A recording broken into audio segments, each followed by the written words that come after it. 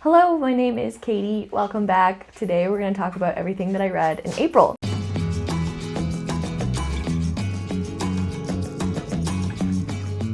Let me just tell you, I cannot believe it's going to be May tomorrow. So before we get into it, I'm just going to give you a couple of stats for the month. So I'll put up some little graphs from the story graph for you. For the month of April, I read 16 books, and that was about 5,000 pages. I read mostly reflective, emotional, and mysterious books. I read about the same slow, fast-paced, but mostly medium. I didn't read any books over 500 pages this month, which was a goal that I had to read one book over 500 pages every month. So I've officially failed that goal, but I'm sure I will get back to it next month. Oh, I read exactly 3/4 fiction, 1/4 nonfiction. And I read mostly literary, thriller, and contemporary. My average star rating this month was 4.27 stars. I'm having a bit of a star rating crisis. I kind of hate star ratings right now, so take these with a grain of salt. They're probably not the most accurate because I'm not feeling confident in my ability to rate things with stars right now. And then here's a little graph of when I read in April. I read 8 books physically and 8 books digitally on audiobook. I always read audiobooks while I'm on walks with my fluffy dog. You coming now? Come here then. Come on. Come here. Yes. This is Sully. I'm gonna say hi. Yeah. Sully would like to be a part of the video. Sully's just gonna hang out with us, I think. The first book I read this month, I read while I was on a walk with Mr. Sullivan. It is called For Your Own Good. I read this book as a part of a video that hopefully will be coming out soon, where I read 3 different thriller audiobooks. Hi. So if you're interested in hearing more of my thoughts on it, I'll have a whole video coming up soon with all of those. Are you grooming me? Oh, you got dirt on my shoulder. Thanks. I really loved this book. The tone was exceptional. We have all of these morally ambiguous characters that we're following. It's at like a fancy prep school, basically.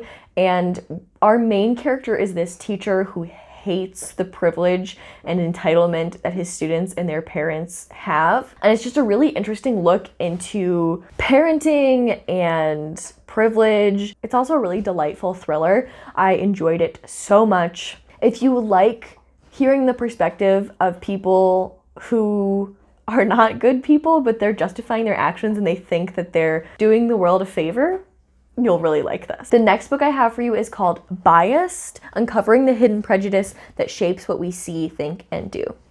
This is another really solid 5-star. I read this as an audiobook again. I would really recommend the audiobook. It's narrated by the author herself. This is the best look at implicit bias that I have ever found. It explains it really well and really accessibly. I think it's easy for people to see implicit bias as an attack on themselves, saying, you don't know it, but you're racist. This book did a really good job of explaining it in a way that made it feel like you had a seat at the table and giving examples of, look, it's not just you who's experiencing this. It's not just white people who are experiencing this. It's everyone. Everyone has this implicit bias, whether or not they belong to a group that has historically oppressed another group. I just found it to be a really in-depth, super well done, very eloquently communicated book on implicit bias. If you're looking for a book to read on bias, this is the one. It was exceptional. I definitely recommend it. The next book I have to show you is The Sentence by Louise Erdrich. This book was just shortlisted for the Women's Prize for Fiction, and I am so happy to see it on there. I have seen a few people read this book and not connect with it who are reading the full long list. So I'm really happy to see it have its place on the short list. I just really enjoyed this book. We are following Tuki, who made some bad choices early in life and was incarcerated. And then after she gets out of prison, she is working for a bookstore, and this follows 2019 and 2020. We do get to see the pandemic. This does cover George Floyd's murder in Minnesota. and it does cover all of the aftermath of that. The bookstore is haunted, and if you've seen any of my other videos, you know that I love haunted things and ghost stories. I really enjoyed the conversations we had about what things haunt us and why we're haunted. There were a lot of really great discussions about being Indigenous, and I just really enjoyed everything that this book had to offer. If you love books and reading and you like haunted things and you want to see a book that's talking about what has happened over the past few years, I think this one is incredible. A lot of people are struggling to get into it, and I also had that. Get to the haunted bookstore, you'll have a good time, I promise. The next one I want to talk about is When the Reckoning Comes. I think it's a 4-star for me. That's when I read an audiobook. I would definitely recommend reading the audiobook for this one. It was really well done. It really captured the vibe of the book. So in this book, we are following our main character. She has left her city. She's a teacher, I believe, and then she comes back for her friend's wedding, and the wedding is being held on this plantation. The commentary in this book is exceptional. I love my horror to have something to say, and this one definitely had that. It was spooky, and the ghosts were there for a reason, and you found yourself almost on the side of the ghosts who were trying to kill people. I just really loved this book. I think it's one of those things that's best if you go into it without knowing a lot of what happens.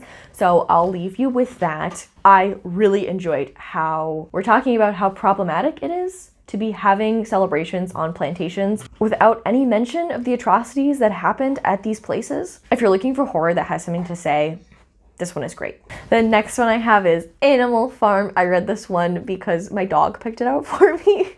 Because you did. If you want to watch that video, I'll link it up here. This is great. I hadn't read Animal Farm yet. It's a very short read. George Orwell has a lot to say. Obviously, George Orwell is a great author. If you haven't picked this up yet, or classics are a little intimidating for you, this one is a great one to read. The language is very simple because George Orwell is talking about the way that we use language to gatekeep things from other people and as a way to other different groups of people. So it's written really accessibly. It's just a genius little allegory. I loved it. The basis of Animal Farm is that there's a farm, the animals overthrow the humans, and they attempt to have a nice little socialist utopia.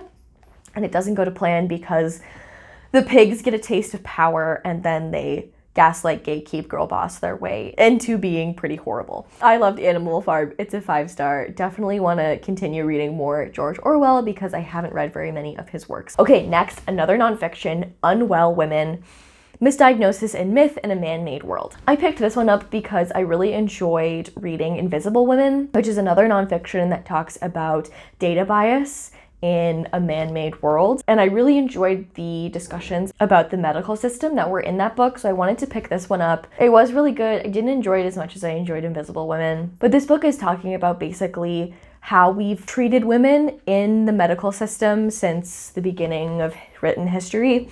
And something that keeps coming up for me is this idea that we use science and medicine to oppress people, regardless of what the science and medicine says. Back when we had the medical theory of like the 4 humors, women were thought to have an imbalance of humors, and so they were thought to be aggressive and sexual, and that's why they needed to be oppressed, because their uteruses were running around everywhere. So we needed to quiet women down, oppress them. Men needed to take control of them because men were calm and irrational and women were aggressive and sexual. Fast forward to now, the opposite is true in our modern scientific theories.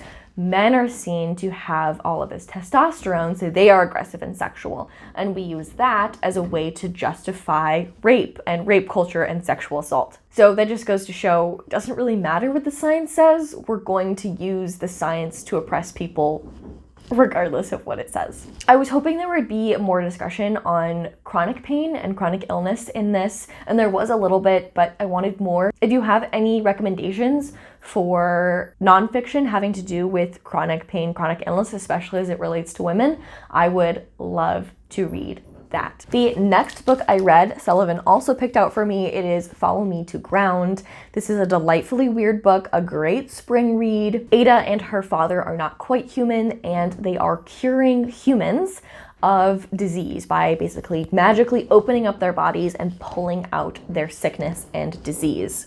This reminds me a lot of Frankenstein in the way that we're asking the question, just because we can do something, should we do something? What are the consequences of our actions in scientific advancements? This book also discusses what it is to be born or created, and I found that discussion really interesting. I rated this a 4-star, but it's one of those books that kind of sticks with you. I find myself thinking about it a lot. If you're looking for a short, weird book that has spring vibes, this is a great one to pick up. Okay, next I read Live Oak with Moss, which is an illustration of poems from my favorite poet, Walt Whitman. My car is named after him. There is a good example of the illustrations in here. It's illustrated by Brian Selznick. If you know The Inventions of Hugo Cabret, Brian Selznick also illustrated those. These are the Live Oak with Moss poems. They were originally kind of chopped up and scattered throughout Leaves of Grass, and they were later compiled when we found notebooks that had the original poems in them. And they are Walt Whitman's exploration of his sexuality and his attraction towards other men, and it's just a really beautiful set of poems about love and attraction and heartbreak. And I really loved the oak imagery in here. I used to live in Louisiana, and we have these huge oak trees that have Spanish moss dripping from them, and that is the type of live oak with moss that Walt Whitman is talking about here. So I really, really loved this. This was a 4-star for me. The next book I have to talk to you about is How to Not Die Alone. I thought I would hate this book, but I really, really loved it. It's written by the relationship science manager at Hinge, and she has her research down. And basically she goes through how to get a relationship and then how to intentionally make that relationship better, decide if you want to move in with someone, get engaged, get married. It was surprisingly really inclusive. I don't know if you're like me and you kind of put your dating life on hold during the pandemic, but I'm kind of struggling to get back out there and start dating again. So this book was really helpful for me. These are the things you should be doing. These are the things you should be working on, all that good stuff. I listened to this on audiobook, and I will be buying a print copy because it was so good. I want to keep looking back at all these chapters. Next, we have The One. This was another one from my thriller audiobook video that will be up probably next week. It's so good, you guys.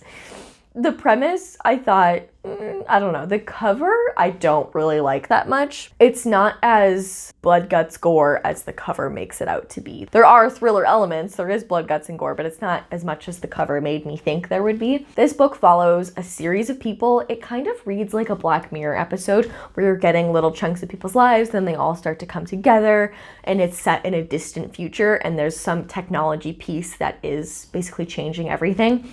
In this book, the technology that's changed everything is a DNA dating service match. So you're matched with the one based on your DNA.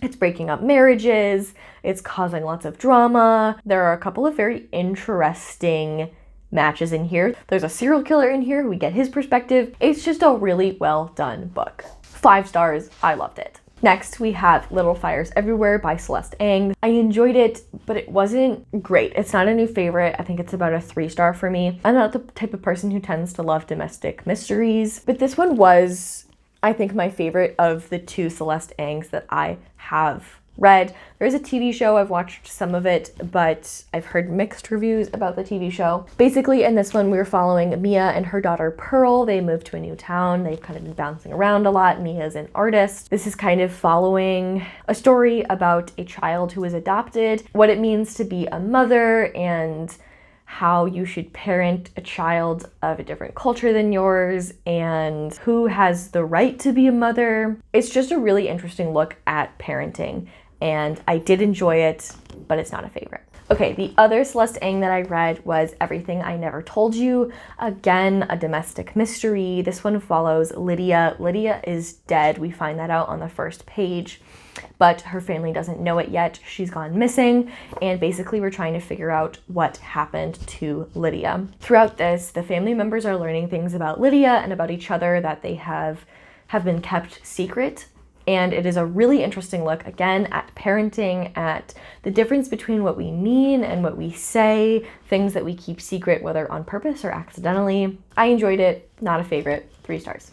Next, we have Conversations with Friends. This is my second Sally Rooney. I read Normal People last year, I think before I started my channel. I loved Normal People. I gave it 5 stars. So I wanted to pick up the rest of Sally Rooney's works. I found this one used, so I snatched it up and I really, really enjoyed it. I love the way that Sally Rooney writes with morally ambiguous characters. It gives a super real look into relationships with both friends and more intimate relationships. I really liked the queer representation in here. Sally Rooney's books just make you think, and this is no exception. I can't tell you which one I like better because they're really different but also really similar. I gave them both 5 stars. I'm really excited that the show adaptation is coming out soon. I can't wait to watch that. So yeah, I would recommend, if you like Normal People, pick it up. If you haven't read a Sally Rooney, she's a great author. Some people love her, some people don't vibe with it. So pick up one and see if you like it. If you like her writing style, I think you'll probably like all of her books. I don't know if that's controversial or not. I haven't read her last book. I will be picking it up as soon as I can find it used. Okay, then I read The Glass Hotel by Emily St. John Mandel. This is a book that I picked up because I read Station 11 by the same author and absolutely loved it. So I wanted to pick up her newest book, which is The Glass Hotel. This one is about a Ponzi scheme, basically, and it reads a little bit like Inventing Anna, the Netflix show, because we know basically from the beginning that there's a Ponzi scheme going on, and then we're kind of following everyone as they figure it out and their relationships to the guy who's running all of this. I would say don't read the synopsis on the inside cover because it gives pretty much the entire book away. I would have preferred to see the little hints that are throughout the book. So if you haven't read it yet, don't read the synopsis before you read it. I love the way this author writes. It's just so good. Makes you think about so many things. I read this pretty much entirely on a plane. I was going to a conference. It just discusses what we owe to each other, what a good life is, fame and money. There's this idea of different things being countries, like money is a country, and what that means. There are also ghosties in here that are haunting a few of our characters. This is so different from Station 11, but it made me think deeply in the way that Station 11 did. I really loved this. It's 5 stars. I don't see a lot of people talking about this. I saw a lot of people pick it up when it came out because they love Station 11, but I don't see a lot of people reviewing this. So if this is sitting on your shelf, pick it up. It's really good. I have 2 books left to show you before I take Sully on a walk. I know you want to go for a walk. Okay, the first one is Sully. The first one is Sully Wants Pets. The first one is Daisy Jones and the Six by Taylor Jenkins Reid. Everyone keeps telling me to read Taylor Jenkins Reid, and I wasn't sure I would like her books, so I picked up the one that was recommended as an audiobook because that way I can just get it from the library. I don't have to spend any money. So I picked up Daisy Jones and the Six. It was good. It was a 3 star for me. I didn't love it. I probably would have DNF'd it if I was reading it physically, but the ending did make me cry at the end, so the ending is really good. I actually have a recommendation if you like Daisy Jones and the Six. I think this does the same thing better.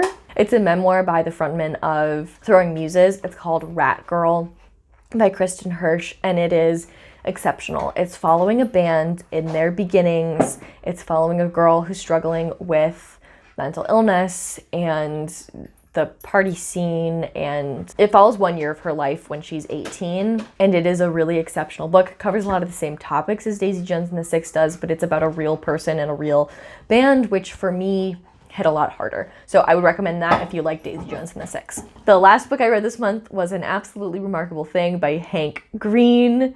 This was so good.